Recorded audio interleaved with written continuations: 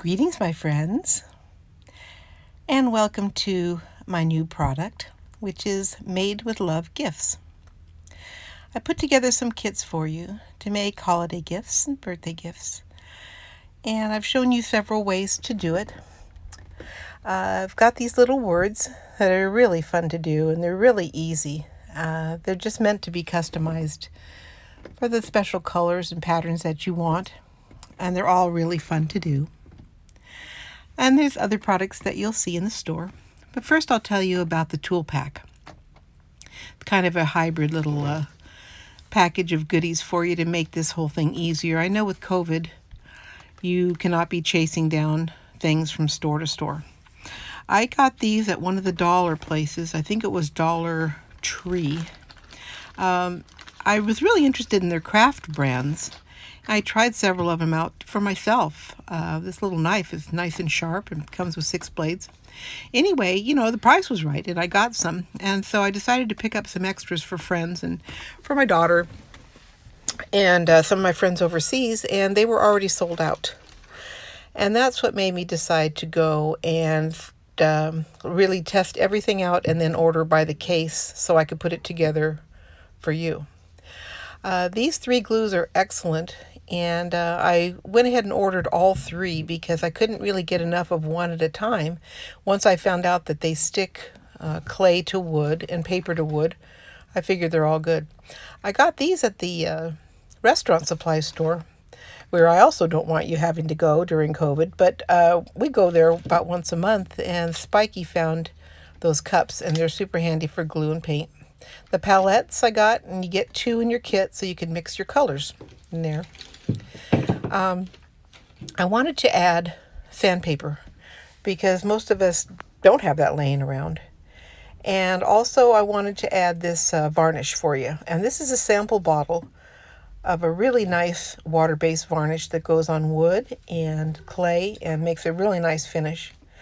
And then I got some brushes, one for glue and one for painting, for kind of fine areas and the little spongy thing on one end. Now this sandpaper I'm really pleased with. You'll see in the video that I'm using a different sandpaper. Well, it fell apart and I couldn't roll it up. I couldn't get it to, fit in the little spots I needed it to go in. So since then I got you this Duragold sandpaper, and it's got like a cloth on the back. So it's super durable. You'll have it for a long time. So anyway, I put that stuff together for you, added what you needed, and I package it in with the wood items that I picked out. I got these 4 words, and I'll show you how I did the piece one. Of course, I sanded it first, which I really enjoy. I don't know why I like sanding. I guess it's from my childhood growing up in a wood shop. But anyway, I sanded them down and made them nice and smooth. And then I mixed up a little paint with water. It was here that I discovered we needed little cups to make a stain, kind of a wash of color. And I'm going to use the wash and then wipe it off with a paper towel so it's more like a stain, and you can use any acrylic paint for that. I didn't include paint or clay or paper in your kit because, our tastes are all different all over the world. I don't know who you're making it for, and I know you've got your own stuff that you want to use. So I just gave you the object itself and the accessories. Now I'm using straight paint on the top here, so I'll have a more vivid purple on the edges. And I'm not painting the front or the back, and you'll see why. But this little brush here is a nice soft brush, and it's great for those spots.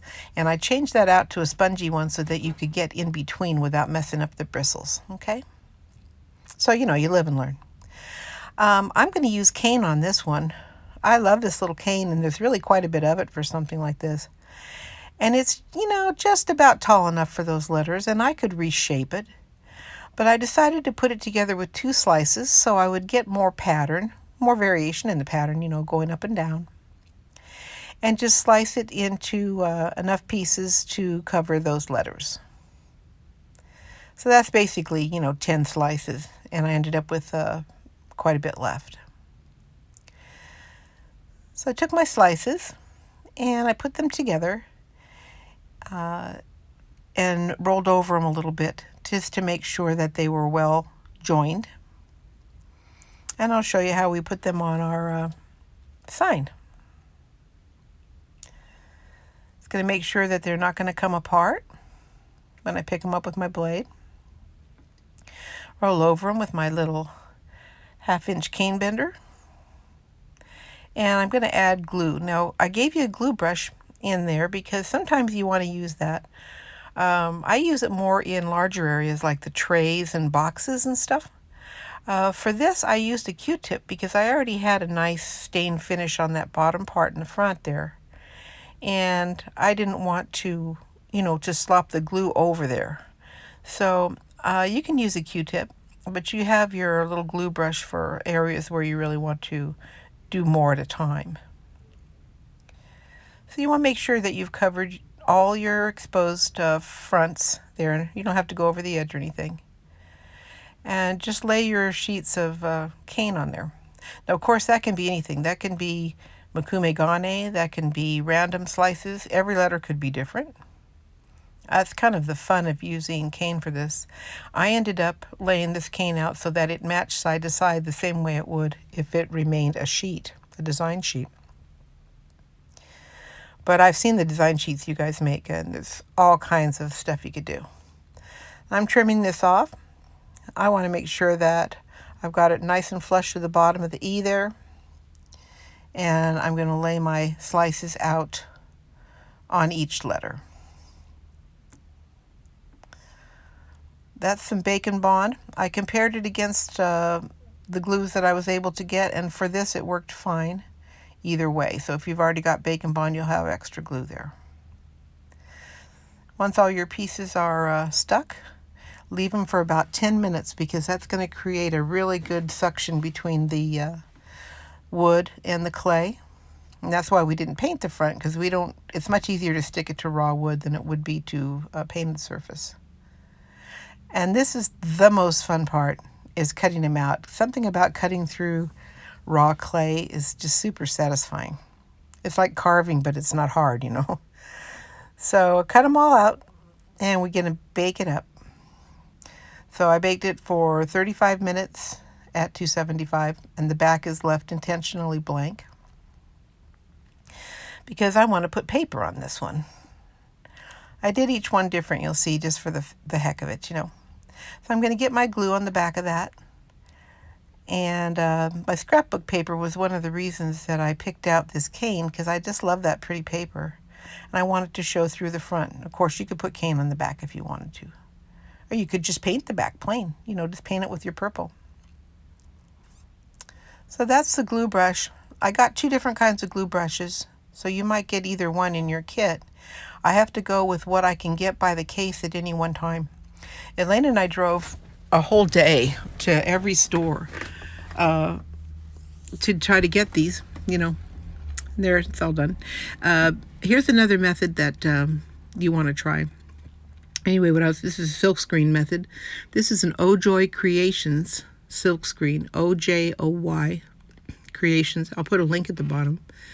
And this is called Christmas Sweater. And, this really doesn't have to be a Christmas gift, because the way it turned out, it could really be any season. But that's kind of what I liked about it. And this time I did all my red while that paint was drying on my silkscreen. And I painted it with plain red instead of a wash. Just a couple coats of red. It was super easy. Did it kind of the same way, but it was a whole sheet that I laid on top of it. And then left it 10 minutes and cut it out from the back. This one was super fun. This is made with just, I painted the exterior gold, the edges gold. Nice metallic gold. And then I just textured a sheet with some, tools that you use for leather.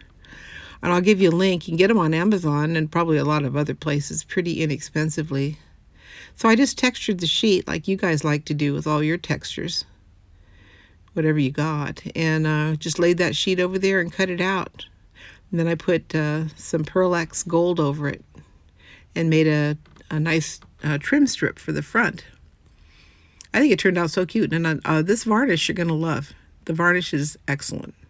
So I hope you like it. I hope you come see me at tinypandora.com, and see you next time. Bye-bye.